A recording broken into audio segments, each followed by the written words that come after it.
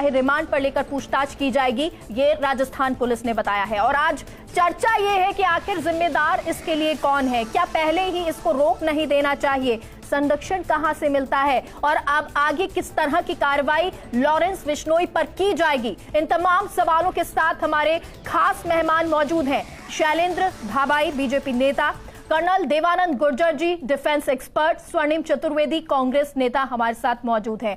अब सबसे पहला सवाल शैलेंद्र धाबाई जी आज आपसे ही, क्योंकि राजस्थान पुलिस रिमांड पर लेकर आती है लॉरेंस बिश्नोई को और उसके बाद पता चलता है, क्योंकि बहुत सारी पूछताछ की गई और उसमें यह पता चला कि पाकिस्तान से उसके कनेक्शन है और एनआईए उसके बाद एक्टिव हो जाती है, तो ये तो बधाई का पात्र पुलिस राजस्थान पुलिस बनती है। वो चरम सीन था, राजस्थान की जनता ने देखा, तब आपको नहीं मालूम पड़ा, जैसे ही इनपुट मालूम पड़ा एनआईए आ गई, हम बिल्कुल एक्टिव रहते हैं, हमें आपको नहीं करे तो भाई आपकी जो आप बता रहे हैं ना जितनी मजबूती आपने दिखाई है वो मजबूती नहीं चल सकती। अगर देश को बचाना है तो आपकी इंटेलिजेंस एजेंसियां जो विपक्षी नेताओं के पीछे घूमती हैं उनको घूमने की बजाय अपराधियों के पीछे लगाइए और पता पड़ेगा कि पाकिस्तान से क्यों हथियार आते हैं, पाकिस्तान से कौन टेरर फंडिंग कर रहा है, और हिंदुस्तान में अगर एक रुपया या एक हथियार भी उतरता है तो ये पता होना चाहिए केंद्रीय एजेंसियों को। ये स्टेट्स का मामला नहीं है, स्टेट के ऊपर आप छोड़ नहीं सकते। और ये तो ठीक है, राजस्थान मसला वही खत्म हो जाता है जब एक बदमाश गैंगस्टर बनता है और वो इतना बड़ा गैंगस्टर हो जाता है कि उसको जेल में भी रखा जाता है और वो हाई सिक्योरिटी जेल होती है और वो आप कह सकते हो कि एक सुरक्षित जगह कह सकते हैं, क्योंकि एक मूवी थी वो कोई मूवी जिसमें ये कहा गया था, एक जो गैंगस्टर होता है वो कहता है कि अभी बाहर की स्थिति अच्छी नहीं है, इसलिए आप इसी जेल में रहिए, यहां पर सुरक्षित रहेंगे। तो ये क्या चीजें यहाँ पर सुरक्षित रहने के लिए होती है या क्या, इसको कैसे ले, क्या ये गैंगस्टर उस जेल में रहकर ही सुरक्षित रहते हैं, क्या कार्रवाई बहुत लचर होती है? जी, सबसे पहले मैं बताना चाहूंगा देशवासियों को और आपको कि देखिए ये जो गैंगस्टर शब्द है और जिस प्रकार से इसको पॉलिटिसाइज मेरे ख्याल से कम करना चाहिए। और आज जो चीज सामने निकल के आई है, देखिए मैं सेना का आदमी और मैं इन चीजों से बहुत लंबे समय से जुड़ा हुआ रहा हूं, किस तरह ये बॉर्डर खुले थे, फिर हमने फेंस बनी, उग्रवाद का दौर देखा। एक चीज क्लियर है, आज जो पुलिस ने जो काम किया है वो राजस्थान की आज हो सकती है, कल यूपी की, इनको हमें बधाई देनी चाहिए कि इन्होंने इस इनपुट को इमीडिएटली शेयर किया इंटेलिजेंस एजेंसीज के पास और शेयर करते ही वो सब एक्टिव हो गए, बधाई के पात्र है, नंबर 1।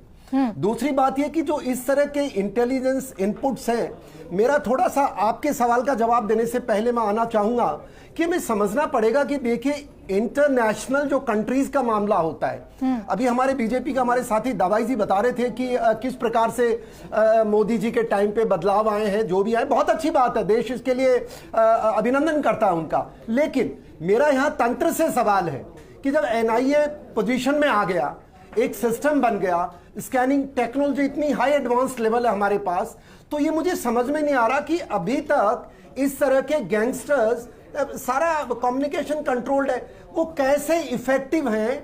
और उसके बाद हम ये पिछले मैं 90 से सुन रहा हूं, पहले पाकिस्तान के जो ये नार्को और जो इस तरह के जो टेररिस्ट पहले बॉर्डर का इस्तेमाल करते थे, एलओसी का करते थे, जब वहां फेंस बन गई 2002-3 के बाद, ये फिर नेपाल का रूट किया, नेपाल के बाद इन्होंने सी का रूट किया।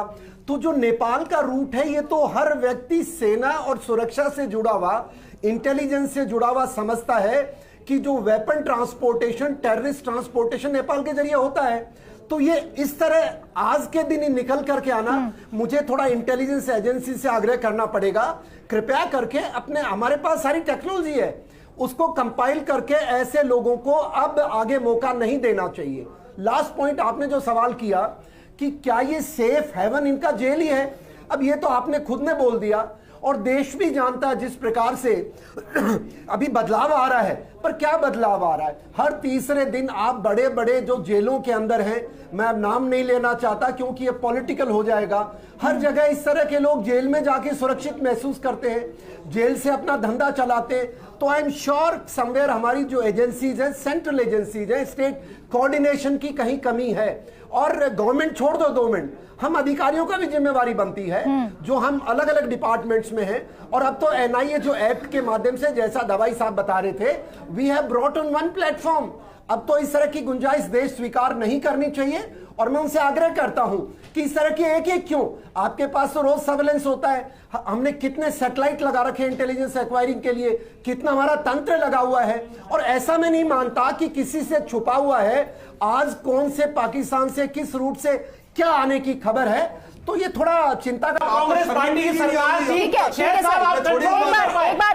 विशेष समुदाय को प्रशंसा। ठीक है सर, एक बार कर्नल देवानंद जी आप क्या कह रहे हैं बताएं। जी मैं ये कहना चाहता हूं कि 2 मिनट अब देशवासियों को समझना पड़ेगा कि एनआईए तो 2000 के बाद आया है, पर उग्रवाद से जो हम देश लड़ रहा था जिस प्रकार से 90 से लेकर के आज तक लड़ रहा है, मैं ऐसा मानता हूं, तो ऐसा नहीं हो सकता कि इसको राजनीतिक रंग हम दे 1 मिनट के लिए मान लें। यस, जैसा माना जा रहा है कि कहीं कमियां सिस्टम में हैं, और आज मैं मानता हूं देश की सुरक्षा ज्यादा दांव पे है। और ये छोटी मोटी बात ये इस सरकार ने नहीं बताया, पर मोटी बात यह है कि आज के टाइम पर हम ये एक्सेप्ट नहीं कर सकता देश, ना ही सुरक्षा एजेंसियों से, ना ही सरकारों से, चाहे प्रदेश की हो चाहे सेंटर की हो। मैं मानता हूं सुधार हुआ है मोदी जी के आने के बाद, बहुत ज्यादा सुधार हुआ है, पर वो सुधार पुरानी बात नहीं हो सकती। मैं तथ्यों के साथ बात कर रहा हूं। मैं जो बात कर रहा हूं आगे बढ़ेगा समय। आप बता दीजिए कांग्रेस पार्टी ने क्या किया। आप बताइए ना, आपने कितने कह रहे हैं आप बताइए ना, सरकार कांग्रेस पार्टी।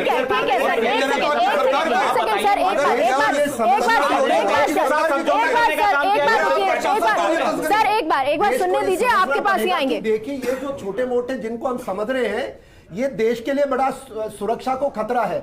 अब ये खालिस्तान से जुड़े हुए इनके तार हैं, आईएसआई से जुड़े हुए तार हैं, हथियार मिले हैं जो नेपाल एरिया से आए हैं। ये बहस का मुद्दा नहीं साहब, बहुत गैर मंथन का मुद्दा है कि हुआ कैसे, वो दोषी अधिकारी कौन है, वो दोषी कम्युनिकेशन सैटेलाइट में काम करने वाले लोग कौन है, वो पुलिस के हो सकते हैं, इंटेलिजेंस। अब हमें उस पर मंथन करना चाहिए। और मैं एक देश को बात और एक और बता दूं, एक चीज, 1 मिनट, कि देखिए खालिस्तान का मुद्दा पिछले करीब 1-2 साल से ज्यादा तूल पकड़ रहा है, क्योंकि कश्मीर के अंदर जैसे हम मानते हैं कि अब कमर टूट चुकी है उनकी, वो खालिस्तान को आगे कर रहे हैं। हमने देखा मोदी जी खुद पंजाब में गए थे, उनको क्या स्टेटमेंट देना ठीक है, नहीं सर इसकी लॉरेंस बिश्नोई से जुड़ी हुई बात करते हैं। और क्योंकि देखिए जुड़ी हुई बात है, ठीक है, खालिस्तान से है, गोल्डी बरार से है, बिल्कुल समझ आता है। लेकिन मेरा सवाल ये है कि जब जेल में रह के ये बात होती है कि वो फोन पे बात कर रहा है या दूसरी चीजें आती हैं, क्या ऊपर से संरक्षण इनको मिलता है? क्या इस तरह के गैंगस्टर को संरक्षण मिलता है, इसीलिए ये सब होता है, या अधिकारियों का ये काम होता है? मैं नहीं मानता। देखिए हमारे कोई भी जो देश के तंत्र में काम कर रहे हैं, वो राजनेता हो सकते हैं, अधिकारी हो सकते हैं, मोटे तौर पे कोई इनका संरक्षण नहीं कर सकता आज के जमाने में।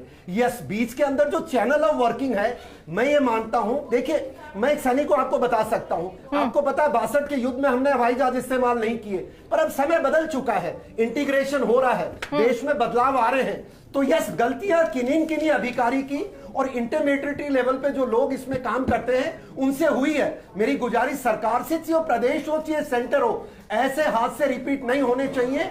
और बजाय के ये गलतियां किसी की निकाल करके, अच्छी बात है, उन दोषियों को भी कटघरे में खड़ा करो और आगे जेलों को ऐसा बना दो कि कोई भी व्यक्ति, जो अधिकारी तो होगा ना साहब वहां पर, उस अधिकारी की हिम्मत कैसे होती है उसको सपोर्ट करे। अब ये हमको इन खामियों को पूरा करना पड़ेगा, ऐसा मैं आग्रह करता हूं। ठीक है, अब शैलेंद्र जी आप कुछ बोल रहे थे। नहीं, मैं यही